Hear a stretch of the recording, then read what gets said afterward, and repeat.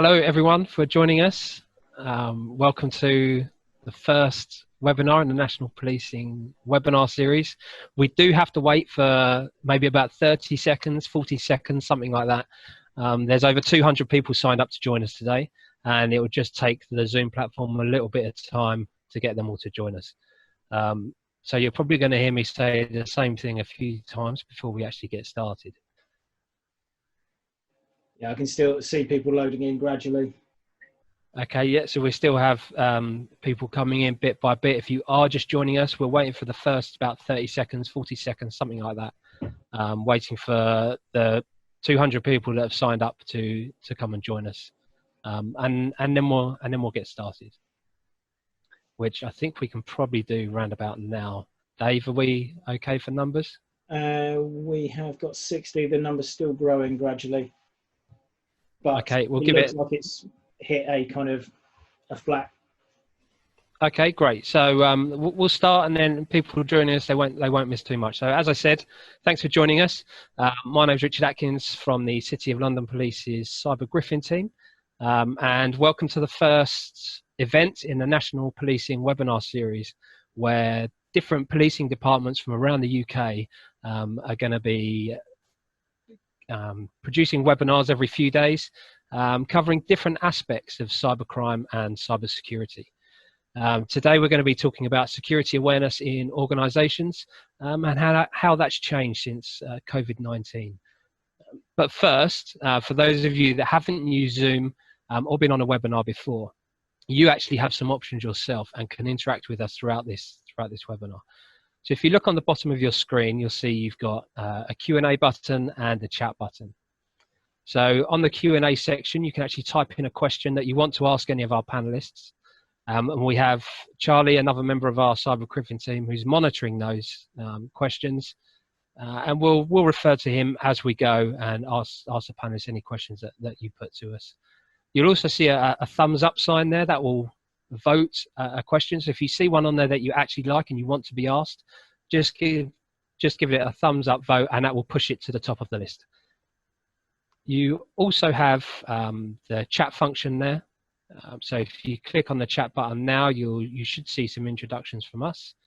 You can write comments to either panelists or to everyone, panelists and all attendees. The great thing I've found about the security awareness community is that everyone is so willing to share and help each other. So feel free to answer anything in the chat section or in the Q&A section yourselves if you want to. However, please remember that we are recording, as you see in the top of the screen, and this is a police event. So as the rule with the internet in general, if you don't want anything there and anything recorded coming from you, don't put it on there in the first place. But anyway, that's enough from me. So I'm going to introduce, or let the panel introduce themselves, because they've got a lot more interesting things to say than I certainly have. So maybe we could get an introduction of their name, the organisation they're from, the size, and kind of a brief synopsis of the current situation you find yourself in. So we'll start with Anthony. Hi everyone, I'm Anthony Davis. I work for Ocado. Many people will know us as an online supermarket. That's just part of our business. And we're repositioning ourselves now as a technology provider for retail businesses. And with that, we now provide services or fulfillment services for many different supermarket retailers globally. This whole event, this whole coronavirus issue has led to us moving thousands of workers from an office scenario to home working for the first time. It's led to speeding up infrastructure changes.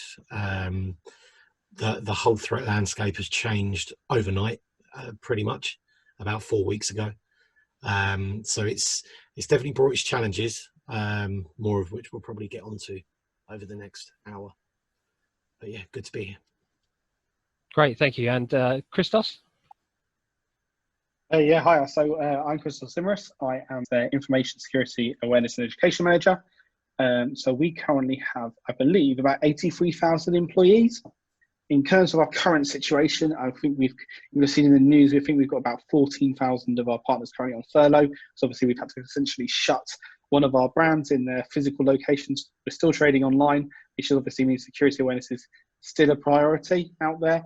But obviously we've got a lot of people working from home now, which obviously has changed the threat landscape essentially. So looking forward to discussing it. Great stuff. And Rena, we'll come to you next.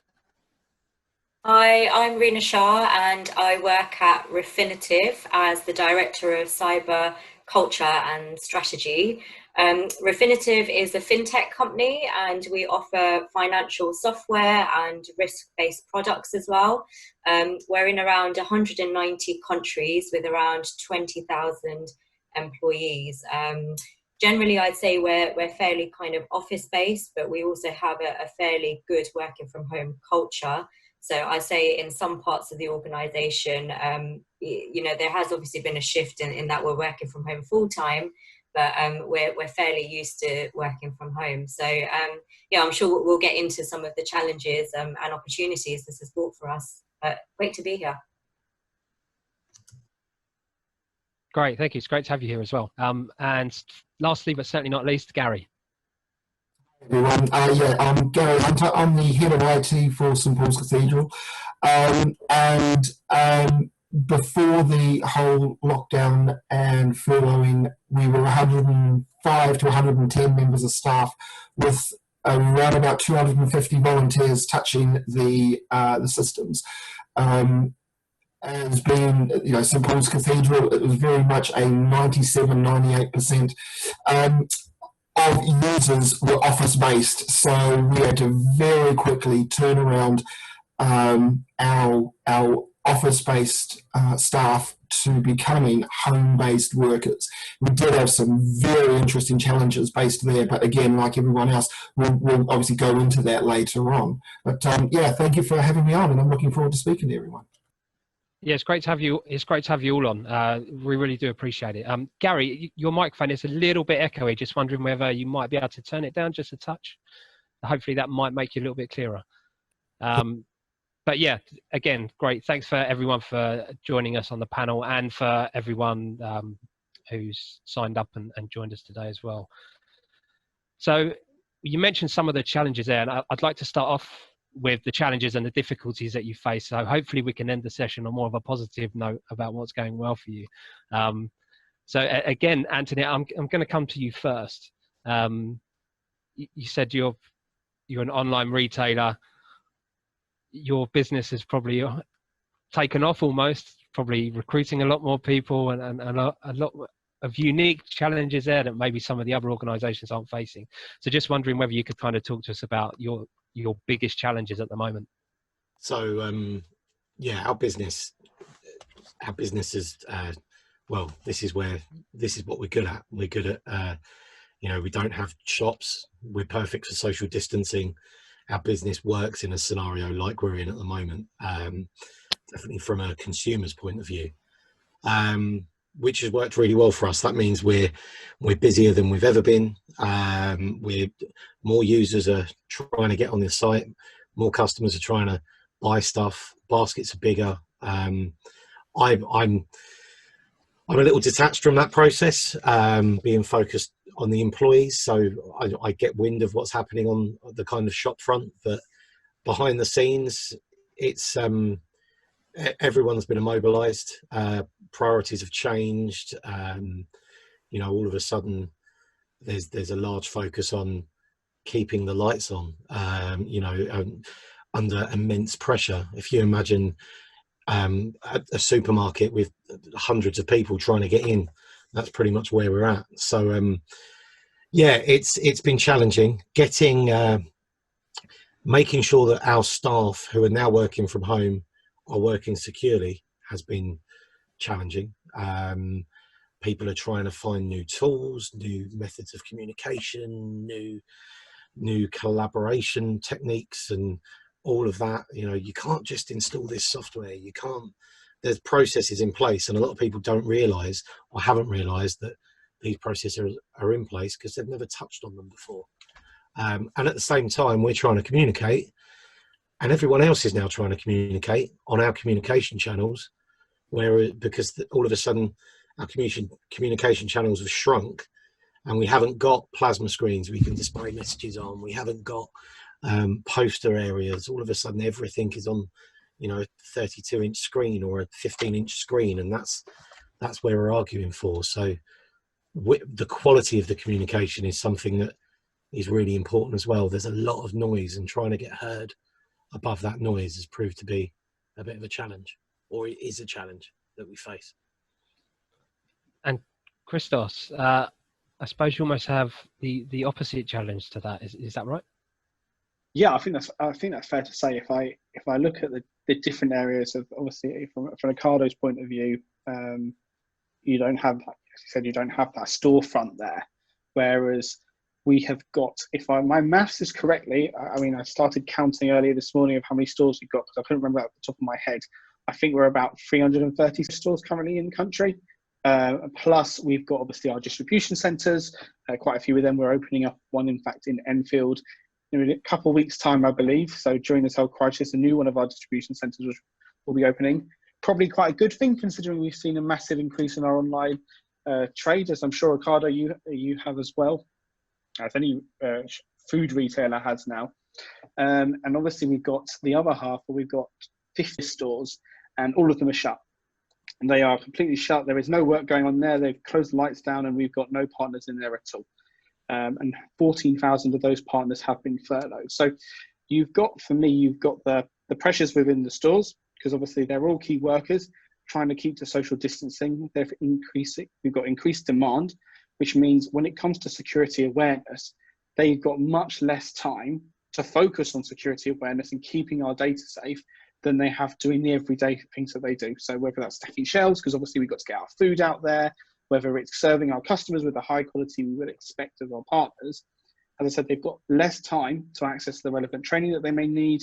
Any messages that we want to put out to them now must be very short, they must be direct, they've got key points there, and the actions that are required out of them must be really clear, so that we can really make sure that they are receiving this message and we're not going off in a joy and a jolly and talking about whatever else. Because as you can probably hear, we on the panel would probably talk about security awareness for the next 5 hours if we wanted to. Obviously, I'm not going to do that and bore you guys to death. The next side of things is actually the head office users. I don't know what it's like, obviously, in Ocado, etc. From our point of view, the head office users, now, to be furloughed, obviously, you've got to have a significant reduction in the work that you are doing, or the work you're doing in light of COVID-19 has ceased. Now, whilst many people are needed still, they might not be doing 100% of their day job, which means they might only be doing 50% of it. Because they're not doing 50%, they're not going to be furloughed, because they're technically still needed to run the company, to get our food out, to do all the things that we do. Now, because of that, they actually have more time to look at security awareness stuff, to look at training, because they've got, let's say, that extra 50% of their labour time available to do that. I'm not saying that 50% will just be on security awareness, obviously, but that's something that we can tap into there and work with. So that's actually quite a positive thing that's come out of COVID-19. And then the other side, actually, is those furloughed workers. Now, these furloughed workers might well have access to JLP systems. They might have access to work devices, etc. Now, because we're supplying the security awareness training to them, because it comes under us and we're doing it as a company, actually, that could be considered part of training. Now, we've had an advice, and I know the British Retailer Consortium have been talking to the government a lot in general, and it's come back to us that actually training, if it's under a work-based platform, etc., it could be considered work. And therefore, they're actually not able to access the necessary training that they might need to do to use work devices at home, for example. And therefore, they're using these devices as they would want to do. But however, we're not able to give them the necessary awareness training to be able to combat any threats they might get while accessing these data. So there's 3 different angles for me there, and they all pose a different challenge in a sense. How we capture the store's attention during this crisis, how we capture even head office attention, even though they've got that extra 50% time, let's say, in certain areas, and then how we actually get to the furloughed employees. So that's my challenges, and I don't know if it echoes with everyone else out there, really. So I'm interested to find out from everyone else.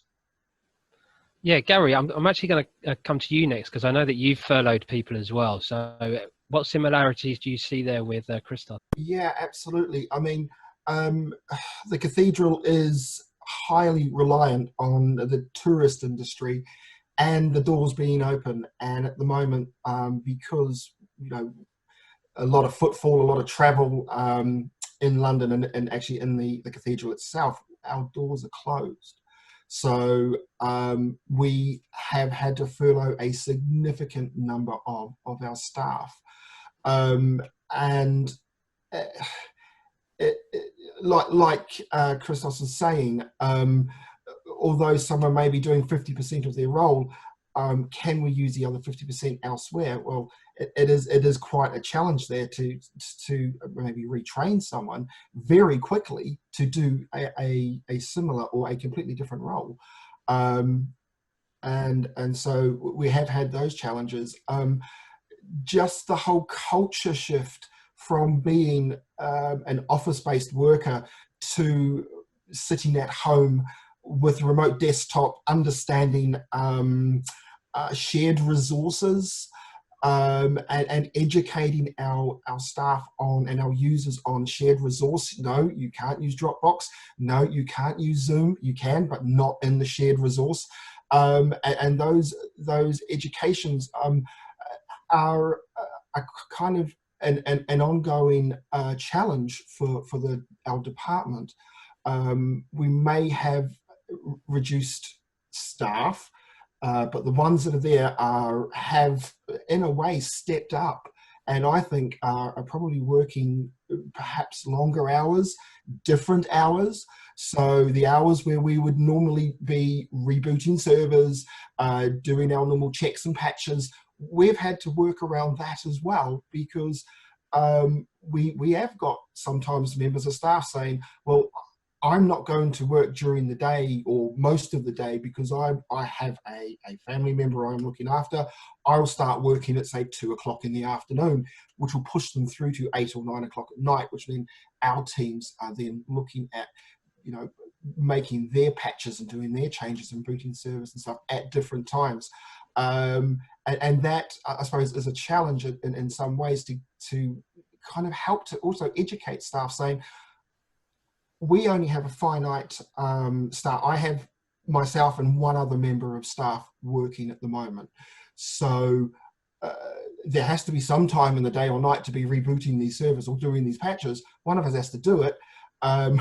We can't be awake 24 hours a day, 7 days a week. So it is very much a culture change, a culture shift here. And but apart from that challenge, I mean, there have been some opportunities, although we will obviously, like you said, we'll move on to those later on. It's really interesting there that as you're saying those challenges, like the other panelists are all nodding in agreement with you, even though businesses are all in different situations. It all seems that you are facing similar challenges. I'm quite interested, Rena, your business was kind of already set up to work from home. Your staff are already used to that sort of thing. You're in 190 countries, so clarity of message is obviously something that you guys have to do well. So do you have these similar challenges, or do you see yourself having unique ones almost?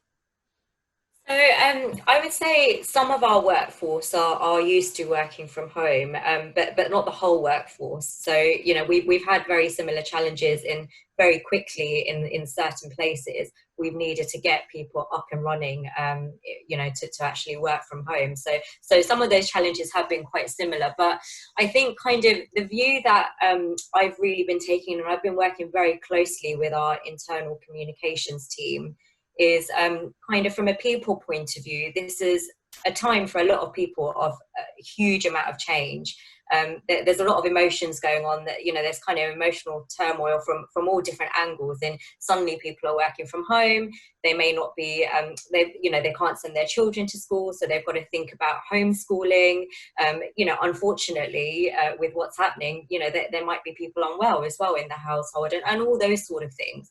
So I think it's kind of being very mindful that people at the moment are going through a lot, that you know, that there's a lot going on. And of course, security is really, really important.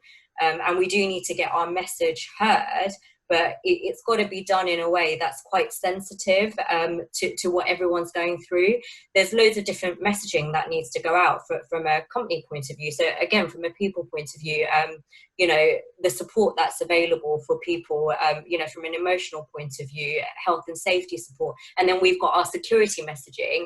And really, I've been working very closely with the internal comms team to kind of weave it all in to, you know, say it's kind of one joined up picture, rather than security really just sending out these blast emails or blast separate communications, because it may be seen as a little bit insensitive in a way if, you know, we're kind of talking about things from just a security point of view when so much is going on. So really, I'd say, I mean, you know, it's been a bit different in the way that we need to communicate. We've had to work very closely with the comms team just to make sure that we're somehow able to actually get our messaging out there in a way that resonates with people engage with it, and people take notice of it.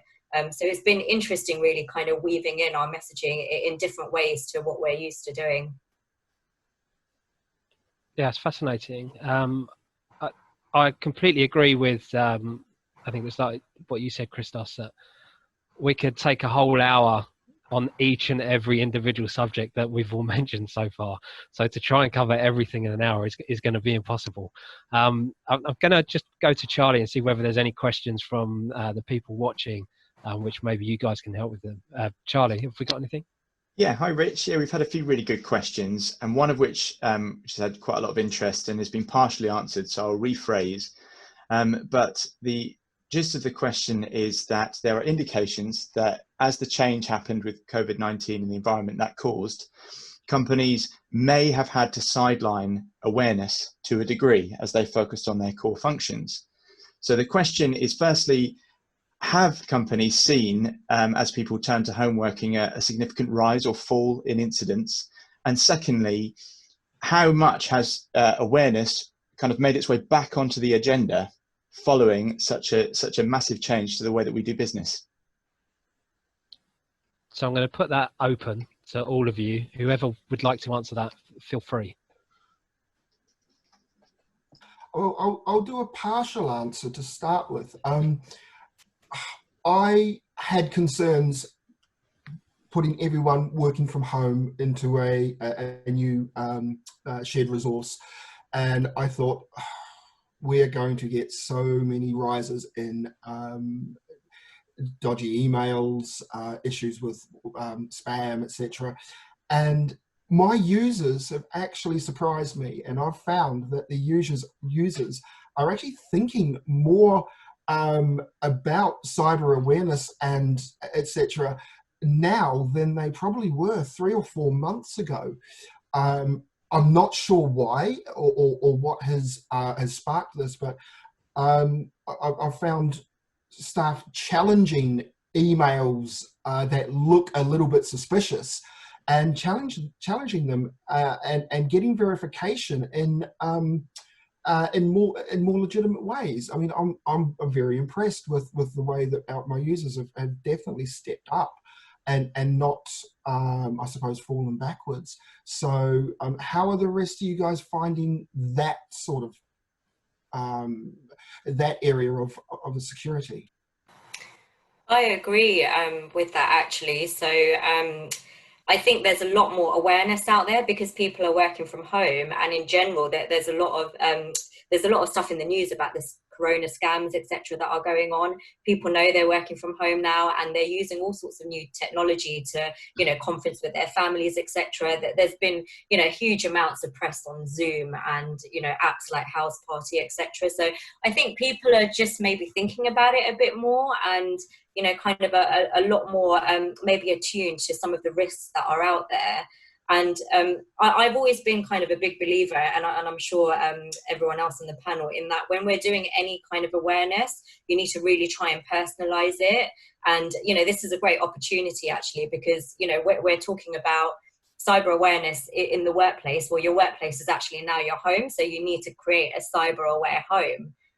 So yeah, I think it's actually a really good opportunity, and I kind of feel very similar actually in people's levels of awareness. I think you're right there, because we're looking at blurring the lines between work and home now, because they are one and the same at the moment, aren't they? Sorry, I did cut you off there. I'll let you back. No, it's fine. I was going to say with so we use Google G Suite for our corporate email, which is incredible in its capture of spam and identifying phishing, and it also makes it very difficult to use commercial phishing simulation tools because its filtering and identification is so good. But we've actually, so my attitude towards phishing, we used phishing a long time ago as a branding tool to help build our brand within the business. We gamified it. It was all tongue in cheek. It's like, oh, this team did worse than that team, and it helped build our information security brand within the business. We're actually, before this all started, we were in the process of engaging with a phishing provider to provide new phishing simulations that we haven't done for some time. And actually now, with all of this happening, we very much need to put our foot to the floor. We need to get this in, and our feeling is that we need to get this. So we're engaging with SideSafe to get an additional phishing simulation platform in, because even though everyone is more aware and it's in the news, and we've done bits on Zoom, I've done a bit on House Party, both personally and for work as well. People will be working at strange hours. More people will be checking their email first thing in the morning. More people will be doing a couple of hours after the kids are in bed because they didn't get time. And it's those opportunities when maybe people aren't paying the full attention. That's when they're likely to get caught out. The one thing I'm really not keen on, and I've seen lots of discussion on this, is simulating phishing based on this epidemic, based on this situation. I wouldn't want to do that, and the reason of taking that stance is because I wouldn't want someone to miss real information in an email because they thought it was a phishing simulation. So that's kind of a conscious decision, a kind of a moral decision.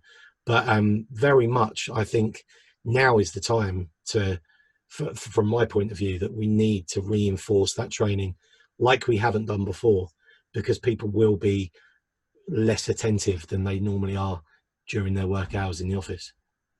So Rich, if I can jump in there's a really good follow-on question from the attendees on this.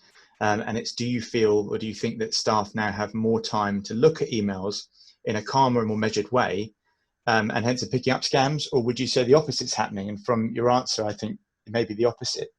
What do you think? I think it could go either way. So people won't be potentially people won't be as time pressured, but those time pressures have now changed. Rather than it being a work time pressure, it could be a home life work pressure. It could be a child screaming at you. It could be a pot boiling on the hob. It could be a knock at the door. It could be trying to get something done while the kids are in bed because your show starts in 10 minutes. So I think that, I could see it both ways. People may have more time, but at the same time, they might be paying less attention. So it's, Christos, have anything to add on what we've heard there? Yeah, I mean, I think it's really important. Sorry, Rena. Sorry, it's one of the things about WebEx is we can see each other and we're trying to work out who to talk. I think Rena's point about the personalization side of things, and actually Anthony and Gary, you've both said this as well, is the really important thing for me. And every training we try and do, if we can tailor it to home life, what would you do in your home environment? Actually, it's a better way to engage with your audience. And exactly what you guys have said on the panel just now. And I completely agree with Anthony's point there of trying not to capture COVID-19 and start phishing simulations just based on this. Because if you look at the phishing that is coming out of COVID-19, a lot of it is very similar to what has been out there previously, just a bit reworded. So, this time it's COVID-19, you could earn a tax refund because the government has put in this scheme. Where actually it's been exactly the same thing before. The government have got this scheme, here's a tax refund, or you're going to get a generic tax refund anyway. So I don't think phishing simulations are the way to go in this. I think it's more about, and not only just because of that, actually, because also you're going to disenfranchise, I'm going to say and use that word, your user base. If we at this time are seen to be putting more work onto individuals, actually we are not going to gain their trust in the future. We are not going to gain that constant engagement that we want to see, because we are consistently at this horrible time putting negative, because people see phishing simulations as the negative. They see us trying to trick the user, and if we are trying to trick the user at this god horrible time, then it's not the right thing, right? So I completely agree with Anthony's point there. And yeah, as I say, if you can strike that balance of what is necessary in your home, what is your home life, then actually I think you've grappled the user and you've got them in your hand. But to Anthony's point of whether you've got the doorbell ringing, all these different things there, question around, do you have more time to look at your emails, etc. I would say that now, if I'm thinking about it, I would say yes, for the pure fact that people have started to get into that more used to working from home environment. But as Gary has said before, when that first started, Gary, you were suddenly stressed about all these employees working from home, and I'm sure they were stressed themselves about working from home. Actually, no, not at all. And I think from our perspective, when we had constant people from, we had those massive stores outside the queues. I'm just thinking of store workers here, these partners going around, doing as best they could to serve these customers. They're not going to have time to check their emails. They're not going to have any time to do that. But as we started to see social distancing work, we're limiting the amount of individuals in a store at one time. All these different sort of things, it encourages users to be able to go and carry on their usual activities, such as checking their emails, responding to emails, all those sorts of things there. And yet in this environment, I still think that effective communication is key to our user base. And I say effective because, like you're saying, we can just throw stuff at people and they're already worried enough as it is without us bombarding them. And it's finding the fine line, the balance between good communication and just throwing out, you shouldn't do this, you shouldn't do that, or phishing emails, or all that sort of thing. So I completely agree with you, Christos. In fact, I agree with everyone here on the panel about that.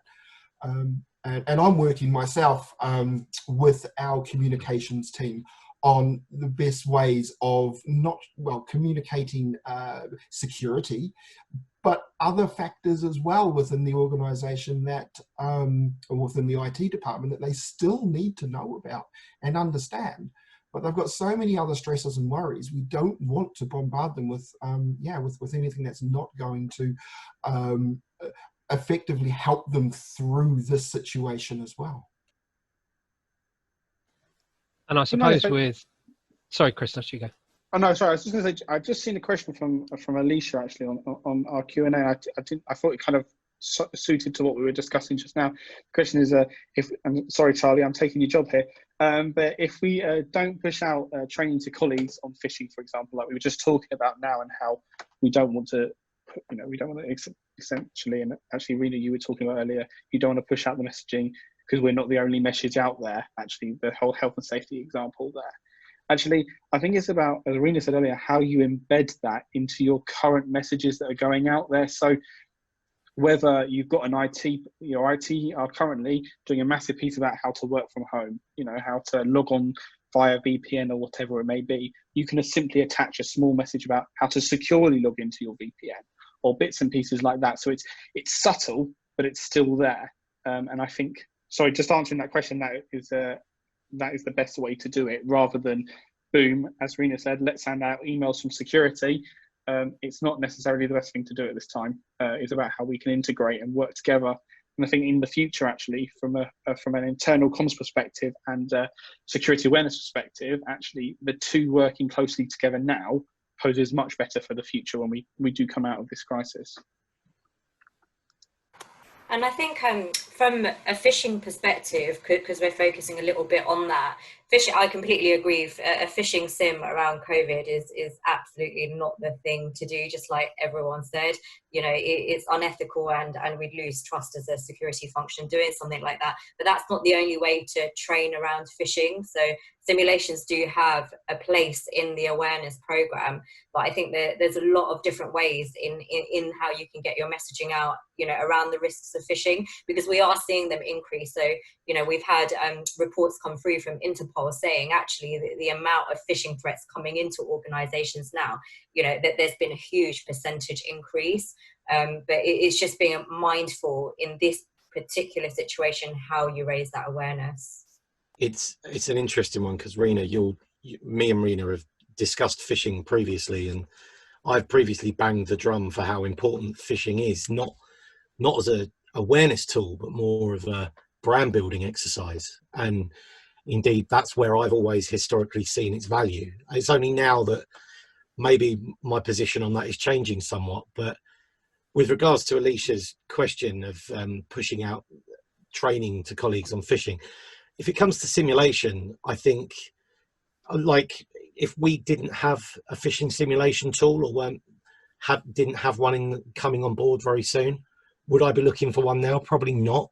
Now would probably be not the time for me to start that process. What I would probably do is look at other ways to make users aware, to make it more of an awareness exercise rather than a simulation exercise. So we made a video, we released it yesterday, on emotions and emotional triggers, similar to Dr. Jessica Barker did a post on it the other day on Twitter, and that's kind of the what a lot of people are talking about. They're talking about how all of these emails are using emotional triggers. The BBC did an article on it as well, and it's just encouraging users to, if you do read something and you do get an emotional reaction to it, don't react, just stop, take a breath and think, and then maybe question, why is this making me feel angry? Is it normal that an email will make me feel angry or make me feel happy? Does it sound too good to be true? Probably is. They're all things that you don't need a phishing simulation to tell.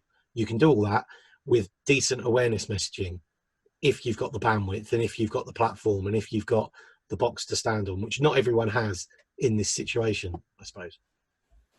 So I think actually that takes us nicely onto the opportunities that maybe opportunities isn't the right word to be using here, but the things that maybe have come a bit easier for you since COVID-19. Obviously, the increase in phishing has kind of made it higher up people's importance level almost. And as you said there, it's important to use that to get your message across, but effectively, but also without doing a direct one on COVID. What other kind of opportunities or not benefits? I really don't want to use these kind of words, but what has become easier for you since this has all happened? I think I've seen an opportunity in all of this, in that we've really got to start thinking of different ways of doing the things that we do traditionally in security awareness. So, previously you could be in location, you could do in-person training sessions, you could do things like, holding escape rooms, which is kind of an innovative way to raise that awareness where people are playing a game, but at the same time learning. What this has really kind of made me and the team start to think about is, we're all remote working now. We've got to think of different unique ways to actually grab people's attention, get that engagement going. And it's making us start to think outside of the box. Where this is probably going to be the way forward, right? I mean, a lot of companies already had a lot of working from home, but you get those companies that were fairly resistant and they've seen it works now. So going forward, we may see a massive shift in the way people work and working from home. So we all need to kind of change the way that we raise that awareness and get that engagement. I've seen a lot of vendors start to do this. So a lot of different vendors where, they had products which were kind of in person from a security awareness point of view. They've pivoted and they've actually coming up with these solutions where their product now can raise that awareness remotely, and that really works for a company like us, because like I said, we're in 190 countries. We've always in these type of organizations, you've always got the challenge of doing those in-person events, which we know resonate quite well with people. We've always had security ambassadors and those sort of programs. Well, now we've really got to think quite hard about how are we going to engage in a remote way. So I think it's an opportunity for all of us to start switching the way that we do things and potentially getting more value and maybe more reach within large organizations that are quite dispersed. Oh, absolutely. I completely agree, Rena. I think it's a mindset change for maybe more senior management as well, seeing how IT departments, and especially myself, I'm an IT department, I'm a security department, I'm anything to do with that IT touches, it is my remit. They are listening more to what we've got to say. I'm not saying they didn't listen before, because they definitely did, but there is more of a mindset where it's where they're looking at, okay, maybe we can work more remotely, and maybe it will be just as safe for us to be able to work more remotely. And the reason why is because our departments have been able to prove that this kind of as a working concept. It's not the nicest of working concepts for it to happen, but it has happened in that way. Yeah, Christos, Anthony, anything to add there? Or in terms of the benefits that you're seeing, of what's easier? I just want to echo Gary's point really on that bit about working from home. So Gary has talked a lot about being shocked into it, shocked into working from home, and the pressures that has been. I think that actually through this whole thing of having to all of a sudden work from home, is meant that we've had to develop these tools, these instructions about how to work from home very quickly in many circumstances. And that actually means that when we do come out of this crisis and we do see the silver light at the end of the tunnel, whatever you want to say, whatever the phrase actually is, we will have that guidance in place and be able to continue to develop that guidance. And we're not starting from day zero. We're not actually, how do we work from home now? We're working from home. We can take all these practicalities that we've learned throughout the last few weeks, put them into practice, and there you go. That is our standard of working from home, obviously with the right security in place. And to come back to Rena's point here about the different ways of communicating, I think it also comes down, actually, what Gary mentioned as well. So I'm picking up people's points here, that really you mentioned that actually it's about different ways of communicating. So no longer being able to do in-person sessions, it's now that sort of online fun, that online training there. And Gary, you mentioned about the leadership stance of how you get senior managers on board with that type of training, for example. And it's about then having better engagement with your leadership, which in turn is a much better thing, obviously, to continue to be talking to your leadership about this. They need to understand actually the risks behind it, and actually through doing online training, there will most likely be an additional cost. And therefore, you as a security awareness leader are going to have to talk to your leadership more about why this is important. Why are we doing this? Why are we wanting to do this? What's the risks associated to it? What's the benefits associated to it? And not just about the cost, because your leaders are going to want to understand, what's this training? Why are we doing it? And then in turn, you are also training your leaders. And that top-down effect, for me, can only be a better thing for us. Anthony, do you see any similarities with what the other speakers have said within Ocado, or do you see a unique benefit to you guys?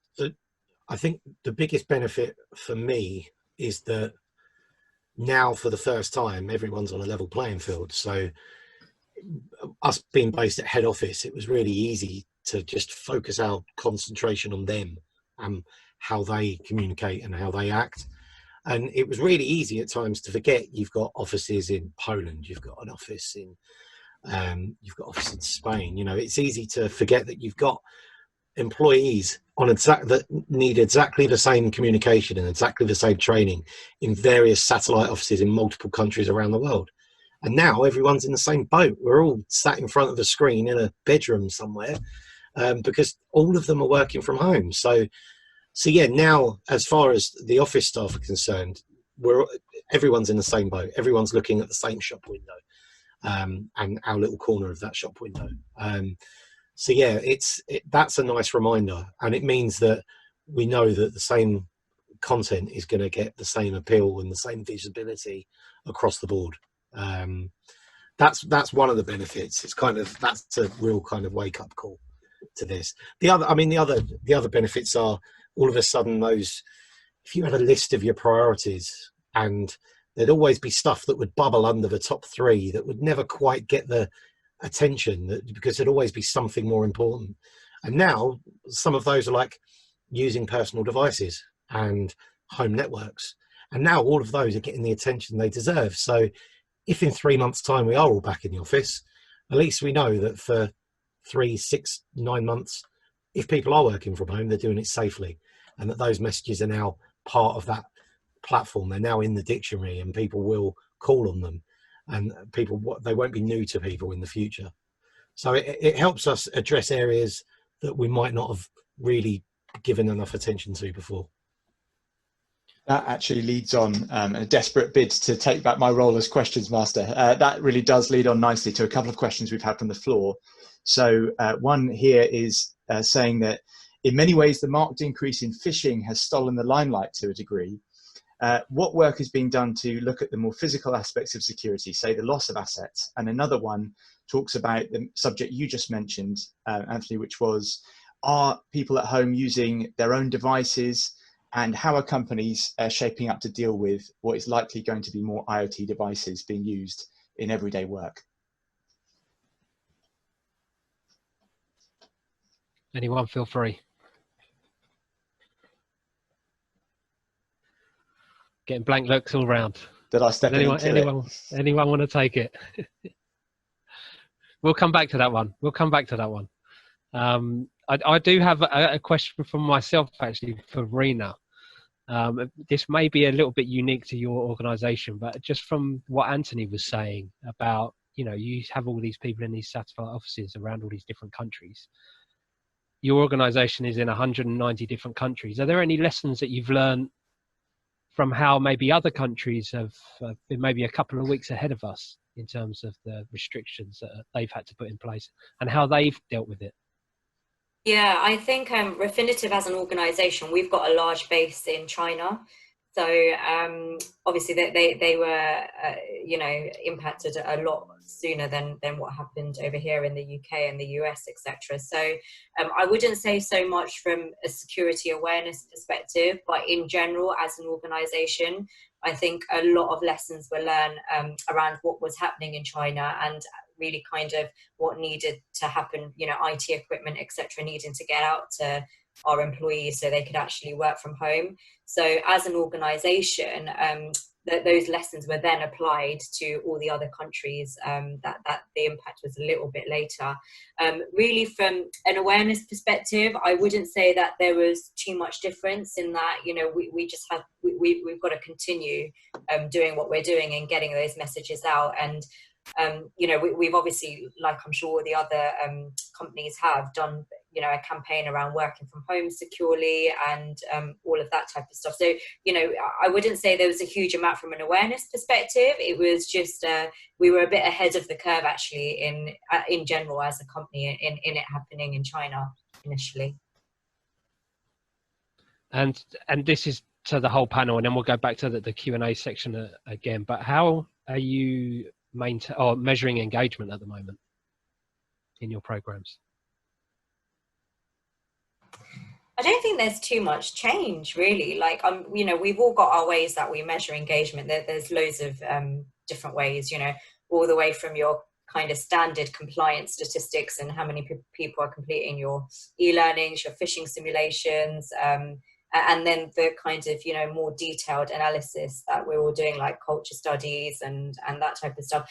Personally, from measuring point of view, there is no change. So if we're pushing an article out on the intranet, we still measure how many hits we're getting on that article, for example. So from my point of view, we've got, a good kind of measurement framework, and I haven't seen any change in that space. But I'd be interested to hear if there's a trick I'm missing.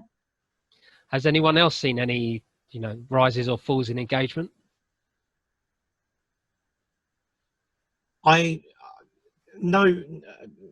Yes. So we released a video on working from home last week, and maybe we missed. We should have got it out sooner. Maybe would be an argument, because it's unusual that we don't get any feedback on a video we put out. Normally we get some feedback. Someone says it was good, or someone will make a comment. We didn't get any feedback on it. And whilst we can see the statistics, people watched it in full, not as many as would normally. And I think that again is both the whole message of working from home and what to look out for, because there's so much messaging going on from the health and safety team, from us, from various teams within the business. I think people are getting a little snowblind to it. So whereas typically we get great engagement, On that video, we didn't. But then yesterday we released a video. It was slightly unusual. It was about emotional triggers, and it was different to how our videos normally look. And we've got good engagement and lots of comments on it. So, I think it is standing out from the crowd now is more important than it's ever been. But also just being aware that people are getting a little bit deaf to the whole working from home, coronavirus warnings. I said to the guy that I work with that puts content together, I really want to report on some good news this week. Let's look for positive stories, and let's try and make a communication that doesn't mention COVID-19 or coronavirus, because other stuff is still happening in the world, and there are still other things to look out for. That we don't have to just talk about all these worrying times and all these threats around this one thing. Christos, you said you were about to jump in there as well. No, I completely agree with what you've both said, but I would also add that it obviously all depends on how you are going about your security awareness activity. So the example I used earlier, just an off the cuff example of embedding a tiny bit about how to secure your VPN securely in the new working from home guidance on using your VPN. Now the problem that you will have in terms of measuring that is, let's say it's all on one page, having that VPN, this is how you use the VPN and how to use it securely. Users might only focus on the how to use the VPN part. They might not focus on the securely part. Obviously, we want them to. Whether they do or not is up to them. And that's, I think, a challenge in itself of measuring that type of information. Obviously, you've got, as Irina said, the intranet hits. So you can see how many people have gone on the website, had a look, but whether they're actually paying attention to that, without going and asking them individually one by one, it's going to be a very hard statistic to find. So it's a hit and miss. And obviously going down from having 83,000 partners in the business to then only having, much less than that after we furloughed 14,000 of them and so forth, however many else in our head offices, actually you are going to see a drop one way or another. But whether that's a drop in relative to the number of people you put on furlough or not is a different question. Okay, so I'm very conscious that we've got about 7-8 minutes left. I'll give Charlie one last chance on the questions. What have you got this time, Charlie? So one of the popular questions has been, are you seeing bad behaviours from employees or evidence of dissatisfaction as a result of the stresses caused by the new ways of working and potentially the isolation anxiety that goes along with that? Again, I'll put that open to the panel to whoever wants to answer it. Any bad behaviours being seen? Not generally. I mean, the occasional snippy email has come back when asking for specific information or something, and you can tell that that person's not normally like that.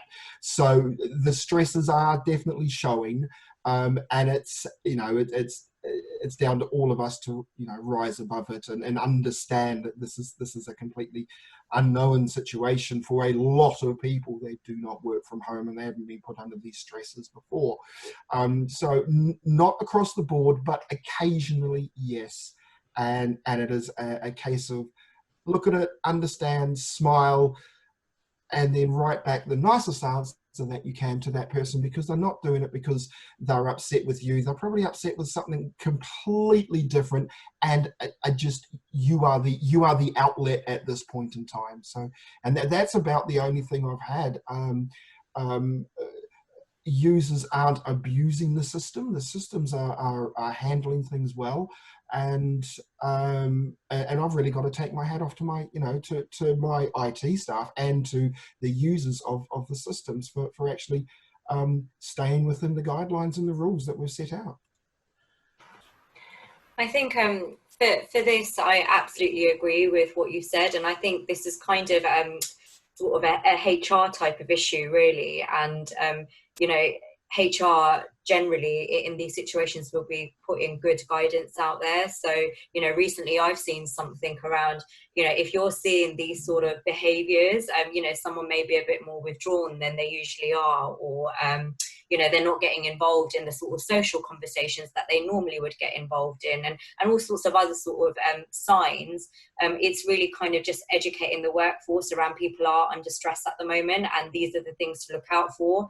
And you really do need to be understanding that this is, you know, this is the type of thing at the moment that's, you know, everyone's facing, and you know, people are going to have different challenges.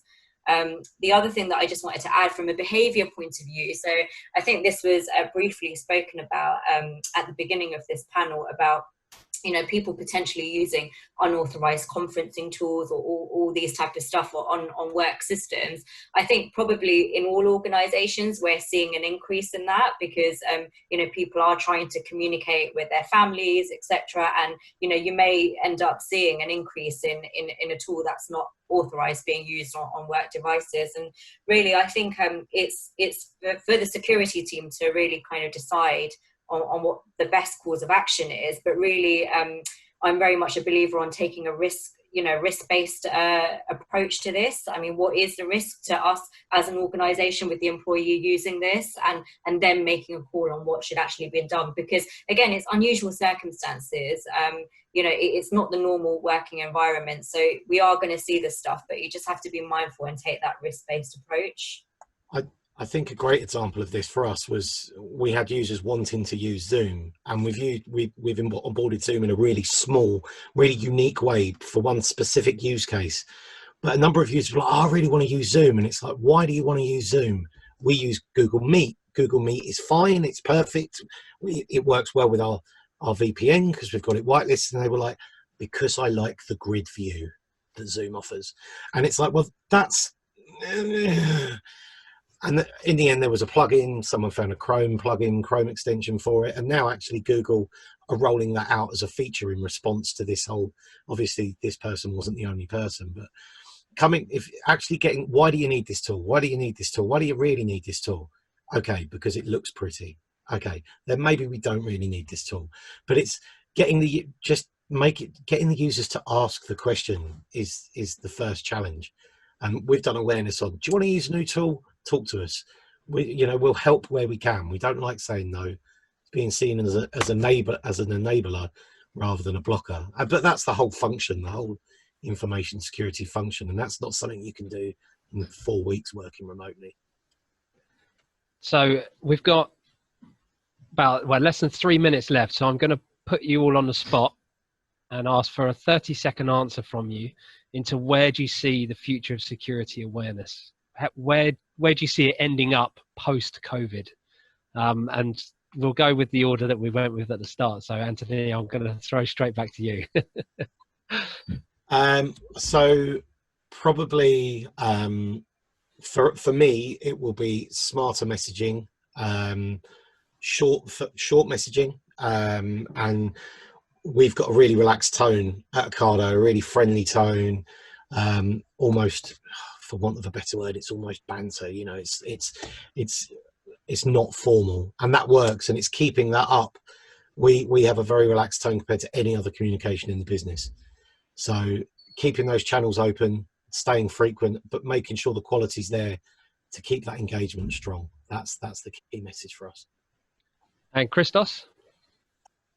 Yeah, I'd like to echo what Anthony said, but also that if we take the opportunities that we've discussed today, take the opportunity with your internal comms team to build closer connections like Rena discussed, or build those closer connections with our leadership team, obviously through the different sort of training methods we'll want to be using, actually the opportunities are going to grow. So those closer internal comms team, by having better communications with your internal comms team, it says kind of the name on the book there, is actually going to be much better for you to be able to in the future put out messaging that you want to, ensure that the timing is correct and all these different things there. Working better with your leadership team is going to enable you to in the future have essentially get what you want at the end of the day, whether that's a new training platform, whether that's more licenses for a training platform, whether that maybe whatever it is. Those sort of those two things there, building those closer connections is what is key then to bringing you all the opportunities that you might want to do in the future. Gary, I'm going to come to you next. Absolutely, closer communications, closer ties to existing relationships and resources that we have access to, and a greater awareness and understanding of what we actually do. A lot of people, you know, they hear information security, they hear about the likes of Cyber Griffin, and it gets talked about a lot, and then it kind of, and hopefully moving out of this situation, that won't happen, and that maybe a greater understanding. This is what I'm hoping will happen. And finally, Rena, what do you reckon? Just like Christoph said, better kind of networks within the organisation for us to push out really effective, engaging material that leads to that behaviour change we want to see. And secondly, and I've touched on this before, coming up with really innovative ways that are super scalable and can be applied in this remote setting that I think is going to be the way of the future. So yeah, they're my two big ones. Well, I have to say this last hour has absolutely flown by, and I'm sure we could have just carried on and on and on for absolutely hours, but we have to kind of end it there almost. So I want to say thank you to all of the panelists for coming on, giving up their time today. So thank you very much. As I said at the start, this is the first in a whole series that the UK police are going to be bringing to you. So next Thursday, we'll be doing a webinar on cyber-enabled fraud. And then from then on, we'll be doing a webinar every Monday and Thursday after that, all on different topics, all coming to you from different policing locations around the UK. So actually, Dave, if you're available, can you just talk people through how they can potentially book their slots on those upcoming ones? Yep, so I'm just getting the screen share up. You should have received the link in the last few emails that were sent, but just in case you hadn't, you've got the link here that should come up. You should see my Internet Explorer here. Just from the normal Eventbrite website, if you put in National Policing into the search bar, it will come up with all of our events. This is our logo here. So any of these events will take you into an event that we're hosting. And from here, when it loads, well, that one's ended. So that was our one today. But say I go into this one here, you can scroll down to the bottom. You can either follow us on our page here or click on here and you will see our series of events. This is being updated as we go as well. So as we get more topics to talk about, you might see some of these change or some more additions on there as well. That's great. Thanks, Dave. We have our LinkedIn page, the Cyber Griffin LinkedIn page. Will be advertising each and every one, no matter where it comes from in the UK. So connect with us on there if you're a member. What I will say, thank you to everyone for logging in, and I've been keeping an eye on the participation numbers down the bottom. It's remained pretty high all the way through, so that's always good news. When we close down the session in about 30 seconds time, you'll be taken through to a request for a feedback form. I know everyone hates doing feedback. It's only a few questions, and it would make a massive difference to us if you could just spare 30 seconds to fill that in. Like I say, this is going to be the beginning of a whole new series. We want to make it the best that we can. So anything that you can suggest to us, we'll take on board from there. But once again, thank you to Dave and Charlie behind the scenes for keeping us running. Thank you to all the panelists, but more importantly, thanks to everyone for watching. And hopefully we'll see you all at the next one. So take care. Goodbye.